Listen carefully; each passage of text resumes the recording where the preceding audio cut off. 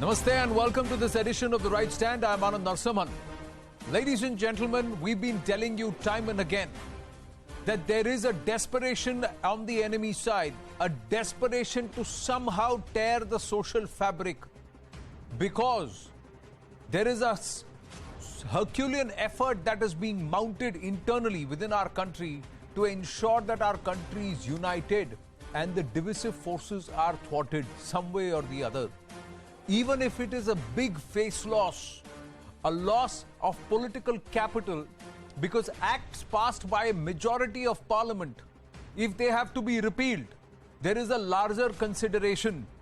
And that's exactly what Prime Minister Narendra Modi said on the repeal of the farm laws, that the farm laws were brought in with the interest of the Kisan, but they are being repealed and taken back in the interest of India, in the interest of Bharat. It's a very, very loaded statement that he made. It's just one line that he said. And the reason why he said that is because there were those who thought that the farm laws, especially with the traders of Punjab and that group lobby, and also backed with those with political intent, backing these protests, they will be able to once again drive the wedge between Sikhs and Hindus like it was tried in the past about 30 years ago. And when the laws got repealed, there was a sudden desperation कि कुछ तो कारनामा करके दिखाओ. Same language, similar talk with those who had fled this country and are now well ensconced in different countries across the world, especially the West. But the threads all connect to one country and one establishment, the ISI and Pakistan. These are the latest details that we have got on the arrest in Erfurt in Germany of a person who has close links with Khalistani groups like the Sikh for Justice, the banned organization, and is in direct contact with Khalistani operatives operating out of Pakistan. Let's look at the inputs that we have courtesy our investigations editor Manoj Gupta. It's a super exclusive news break here. It's a big exclusive. The Pakistan-Khalistan plot. There is clear ISI pressure on Khalistan cells to target Punjab and to try and create some incidents or the other. Khalistani terrorist Jaswinder Singh Multani is a key mastermind. Multani shows his origin is from Pakistan.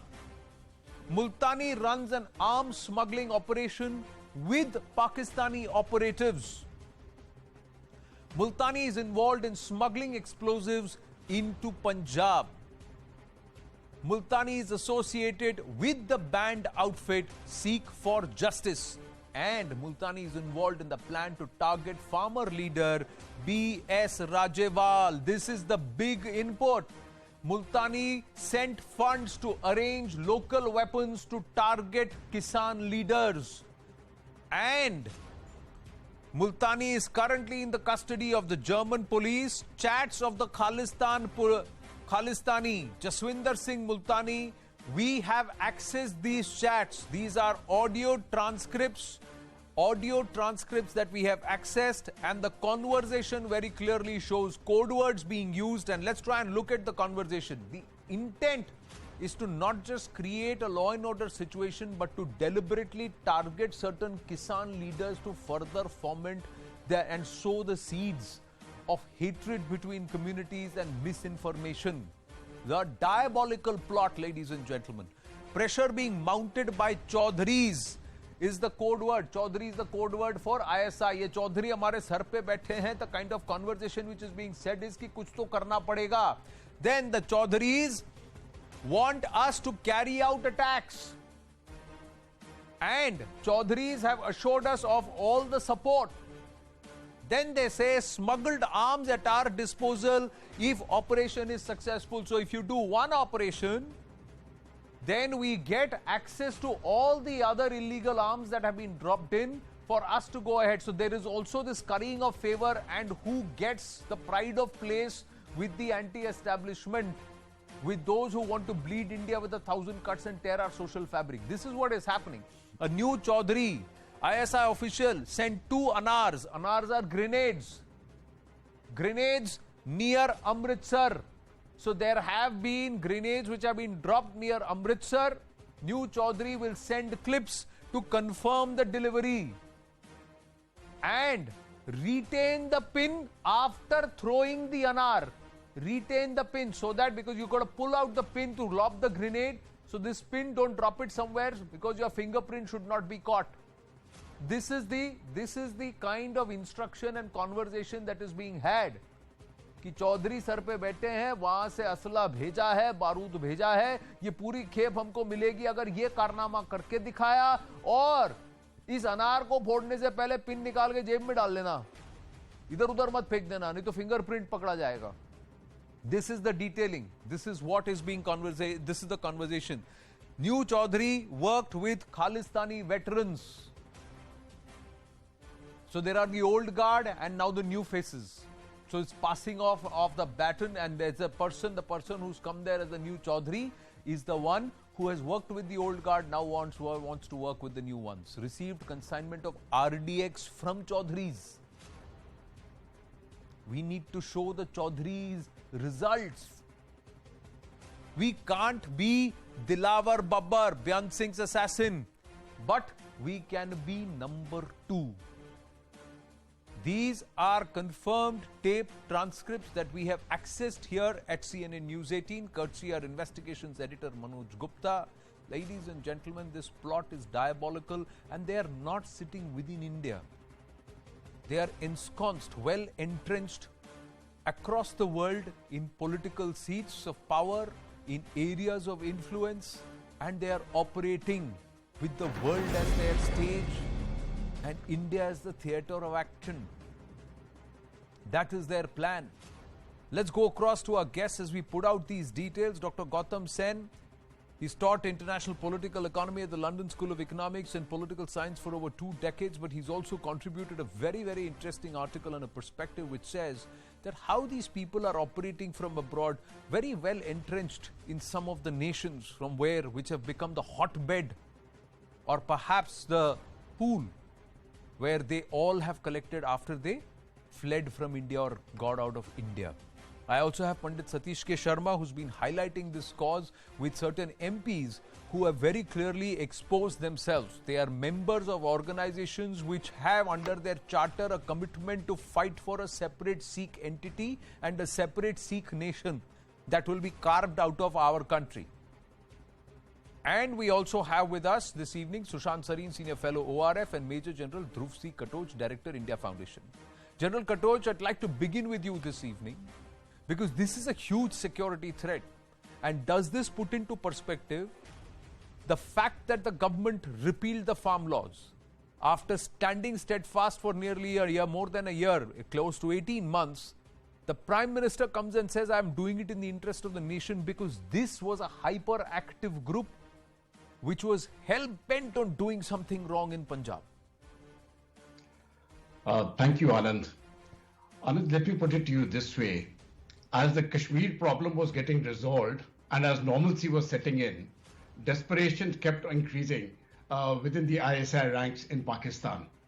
And they had to try very hard to once again raise this Khalistani bogey.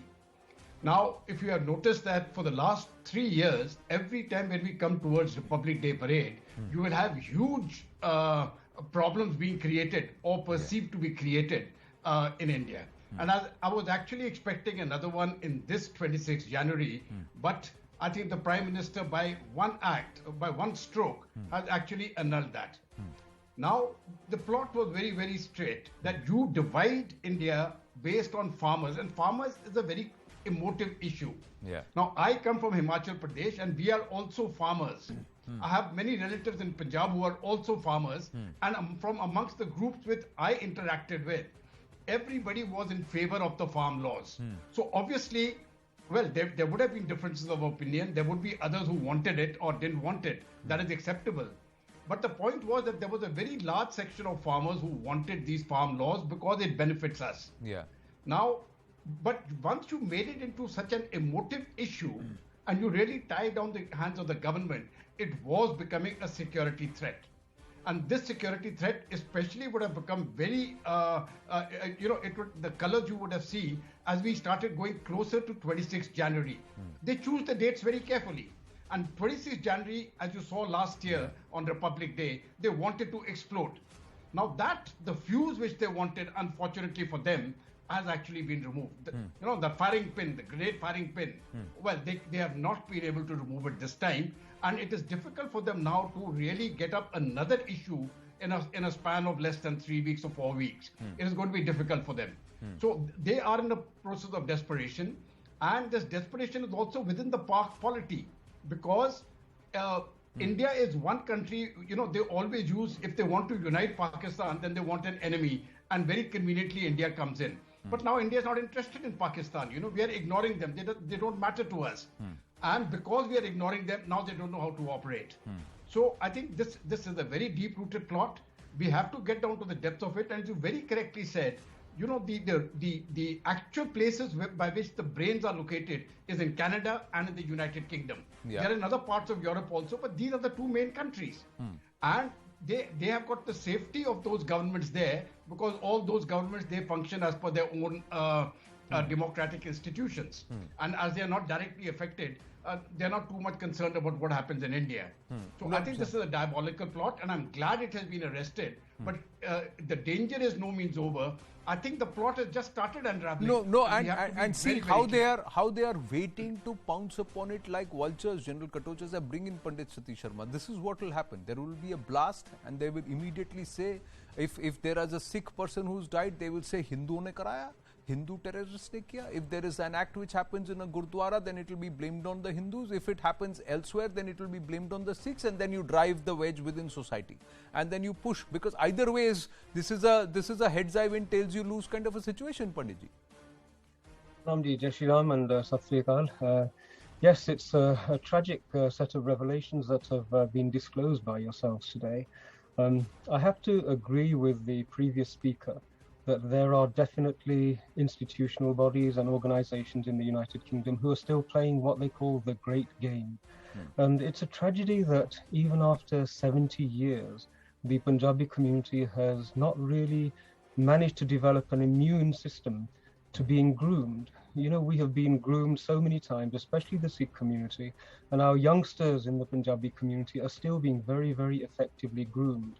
And the bigger failing, I think, is that we have community organizations who are not working in the interests of their own future generations and stopping this grooming. We have seen political grooming, we have seen grooming by agencies whose interest is nothing other than divide and destroy. They have no vested interest in the benefit and the future harmony and the future prosperity of the Punjabi community, nor the Sikh community, nor the Hindu community. And yet they are very successfully leveraging grooming tactics to, shall we say, inflame passions, to misinform and to create discord. We have done a little bit of work, and obviously you may recall that we, shall we say, we disclosed that Debbie Abrahams from the Labour Party was directly in receipt of over £30,000 to fuel her campaigns. And she's one of the most pro-Pakistan, anti-India MPs that we have. We have now seen Preet Gill pretty much do the same and follow the same sort of strategy.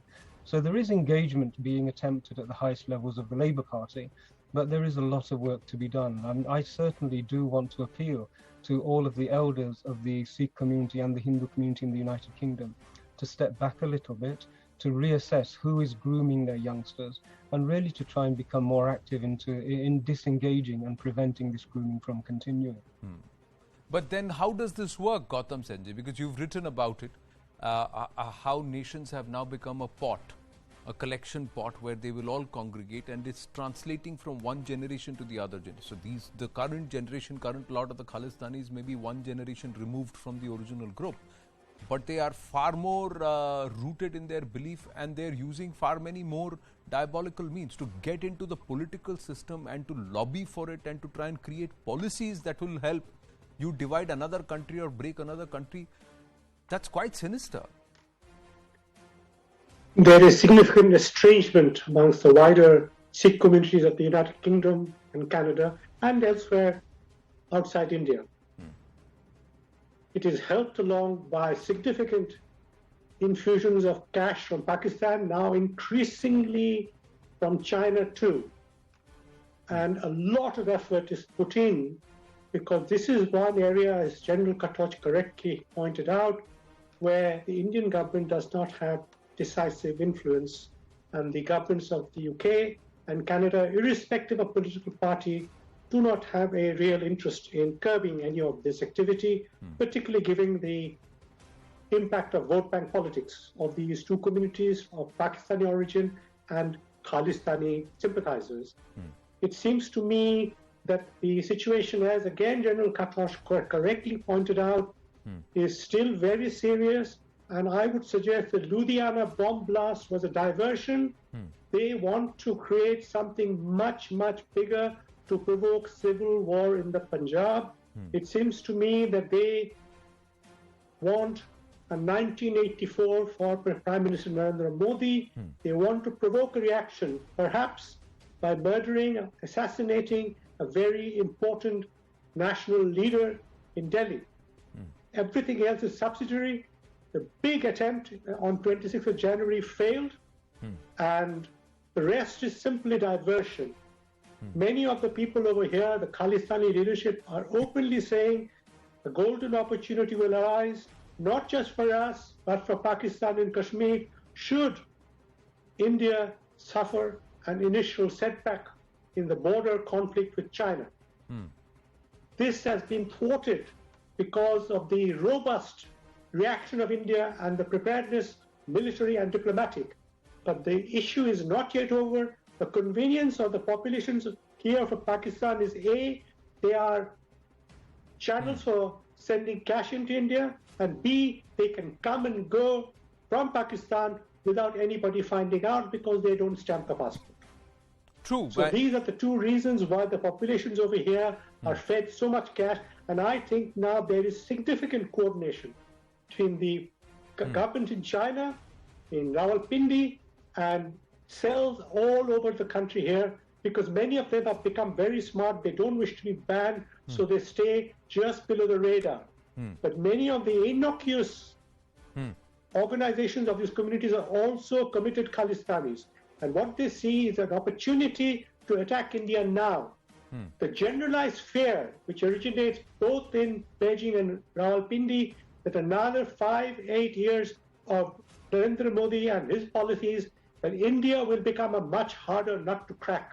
So they regard this as the best opportune moment, and a multiple layer of parties. To this, I might add something else which is grievously underestimated by my fellow Indians. The church is also very involved. The church was in the Singhu border.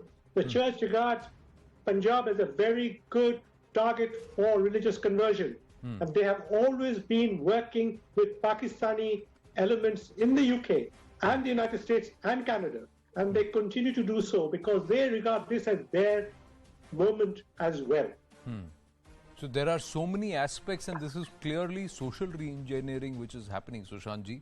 And sometimes you look at this entire aspect of geostrategy as a game of chess and 64 squares, and suddenly you realize that you got to go back and say it's 128, and that the square that you thought was the main chessboard was just one. What you thought was the main chessboard was perhaps just one small square in a far greater game.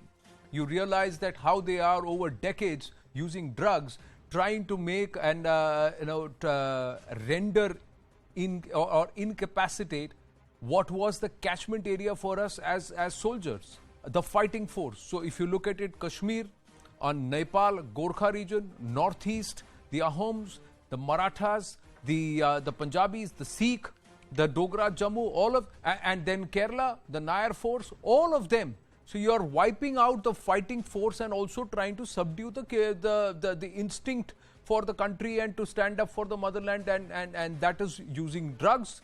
Then this is the migrant population which goes, Sushantji, which going abroad, where you try and alienate them from the culture that they came from, feed them misinformation, and then try and reorient them, re-engineer them in such a way that they'll go back as vultures and prey on that very country which is the root of their origin. So Anand, this is a project which started almost 100 years back. with this whole Gurdwara movement. Very often people forget, all the sinister plots that the British or the British Raj, and the viruses which the British Raj planted out here. And subsequently, this has grown. The Pakistanis latched onto it in the 70s. And then what you saw was the Khalistan movement. There were any number, there is no dearth of criminals in Punjab. The Pakistanis latched onto them, plied them with money. And all of that can be very well, it has been very well documented. But, we are a people, we are not a serious country, India. And we forget our history very fast. We don't correct the fallacious history which is taught to us, because there are pamphleteers who prance about as historians. Nobody has ever tried to correct the perceptions in Punjab on the nonsensical history which is taught in our schools. Nobody has ever tried to correct it about how this whole Gurdwara movement started, what was behind it, and how it kind of tried to drive a kind of a wedge between the Hindu and the Sikh community. And Mr. Sen's, Dr. Sen's article today has very well put it, that now you have reached a situation, no matter how much you try, the radical or the hardline element among the Sikh community is simply not willing to accept what you are saying, that there is absolutely no difference between Hindu and Sikhs. The Sikh religion, in fact, if you look at it, emanates from the Hindu faith or the Sanatan Dharma, but all of that is besides the point now. Today you have a situation where I actually fault my own government and my own state. And, we should not be shari of pointing out the mistakes we have made. Appeasement never helps. Okay? And let me tell you, Mr. Modi has really reached out to the Sikh community, because as Dr. Sen himself writes in his article, he actually believes in it. He actually, subscribed to the Panth, all of that. But, a lot of the blacklists were removed. It gave an open door to these fellows. None of them had reformed. It gave them an open door to come out here and spread their propaganda. Number one. Number two, we have seen Punjab going to dust. In the last 15 to 20 years, Punjab has actually deteriorated as a place. It was the most progressive state, one of the most prosperous states in India. And look at it, it's a wasteland today, virtually a wasteland. And anybody who says that that is not the case, shame on him. Because this was a state which should have had the highest per capita income today. This should have been right at the edge of, it should have actually broken out in terms of development. But it's suffering from a narcotics epidemic. You have, and one parameter on which you decide this, how bad the situation is, how the younger generation in that state is voting with its feet. There are entire channels which are being run trying to promote, an exodus out of Punjab to go to Canada, Australia, or any of these places. They will most probably go out there and be taxi drivers, right? But that is what is being promised to them. So the entire new generation is voting with its feet. Nobody finds a future in Punjab anymore. Now, this is a situation we have allowed to fester. We have allowed to continue. Then on the administrative side, look, my point is a simple one, where I will join issue with Dr. Sen. The Pakistanis are funding money. Are the Pakistanis richer than India? Can we not do it? Is the Pakistani diaspora bigger than India's diaspora? The Indian diaspora is wealthier, it is more populated, it is a lot more influential in academics, in every which field. And yet, like Tariq Fateh, our friend, says that they are more interested in becoming CEOs rather than doing even the slightest thing for their own country. Correct. Now, if supposing you consolidated the Indian diaspora, isn't that a bigger voting bloc, whether it is Canada, Australia, or UK? What about Germany? Today, you crack the whip. So you got the Germans to do something. Otherwise, the Germans have been allowing the Khalistanis to operate out there for almost a decade now, even longer. We very often take our eye off the ball and say, no, nothing is happening in Europe, mainland Europe. But Germany is one of the hubs for the Khalistani movement. And what have we done about it? Today we cracked the whip, so we got them to move on something. But why have we been sleeping on the wheel? Correct. Why have we not been looking at this problem? And we've taken our eye off the ball. So yes, Yeah. the enemies of India will do what the enemies of India will do. But the protectors of India also need to do what they need to do. Exactly. And I think that is where we have been lacking. I totally agree. Can I make a comment on this, please? I totally agree. Yes, Gautam Senji, and I'll come back, go back to Panditji and also General Katoj after you. Yes, Ji. I do completely agree with Sushant Sareen on the question of our failure to provide an alternative narrative. This is not just with respect to the Punjab. I'm an academic and I'm deeply familiar and distressed by the fact that we have not been able to generate an alternative narrative which is closer to the truth. In the case of Punjab, this is especially serious because others have run away with this narrative. And the history that is taught is totally false. History that is repeated to me by my Sikh friends are totally false. Now, as for the Indian diaspora, I'm sorry, I know this diaspora very well. There is no hope. These people operate as individuals for their own interests. Indian students in Oxford joined with Pakistani students to protest against the CIA. The same story at SC, School of Oriental African Studies, or anywhere you care to mention. Indians are not with our country. Very, very few Indians abroad side with their country, particularly in social science academia. What we need to do is low cost, requires determination, and there is no shortage of talent to start creating the alternative narrative about our past, Punjab especially. This is where we are failing. And I'm afraid that Pakistan may not be rich, but they have to focus on one issue, it is India. India has to focus on many, many issues, many countries. I would say India is spending money, a lot of money, much more than Pakistan, but not very wisely. They're spending it on growing wheat and rice for which they have no use. No, you're being very candid. Yes, Sushantji, I have limited time, so I'd like to go back to the other guest too. Yes, please. I'll just say a sentence or two. Look, the problem again on this lies in India. Have you seen the kind of social studies nonsense which is taught in our schools? But I could have an entire program with you. You have actually created a generation of deracinated Indians who then go abroad and hate their country and work against this country's interests. What do you expect? And Panditji, this government takes pride in the fact that it hasn't changed the curriculum. No, I agree. Can you imagine that? No, I agree, and I join issues with all my panelists here on a lot of aspects, sir. The fact is that we need to be far more calibrated, far more coordinated, and we need to ensure that those who leave our shores don't leave their country behind. They carry the cause for the cause of the country along with them. Pandit Satish Sharma and then finally General Katoj. Yeah. Gee, not wanting to expand and stretch out the doom and gloom, I'm actually quite positive. In the last decade, we have seen a dramatic increase in the desire for the diaspora to engage, and I engage with younger members of our diaspora all across the world, from the United Kingdom through to the USA, and there is dramatic reversal. What could help support that reversal? It's very simple. Here in the United Kingdom, the diaspora has tried repeatedly to engage professionally with the High Commissioners, the MEA, and there is a gulf between the manner in which the MEA, via its High Commissions, engages both with the communities but also with the British government. I can cite several examples where the British government has fulfilled its role in trying to harness and to hinder extremism in this country with regard to Bharat, and the deficiency and the defectiveness has been on the cases presented by the MEA. Either evidence hasn't been presented, the wrong people have turned up in high courts and other courts, and cases have fallen apart.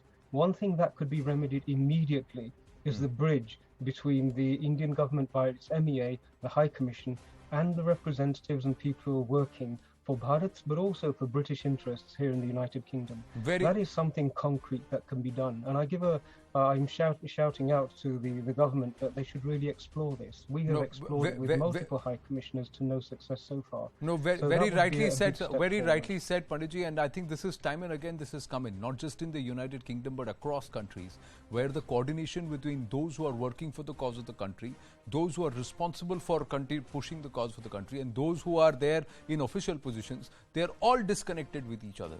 and they're all working in silos and not together, and that is a sad aspect, and that's a travesty. Right now, the Khalistanis are entrenched in multiple countries, from Vancouver in Canada to Germany, Frankfurt, Erfurt, so many other areas. They are there in Belgium. They are also there in the United Kingdom. They are present in Australia, and of course, they are present in Pakistan and and some of the other countries, South Africa too. Their presence has been footprint has been seen, and they are all coordinating efforts. We need to coordinate as a nation too. I thank all our panelists. I've run out of time, so we've got to take a very short break. I thank our panelists as we wind up this debate. We've got Dr. Jitendra Singh, the MOSPMO, speaking on Jammu and Kashmir a day after the real estate festival that has happened there, and a huge turnout, a commitment of more than 30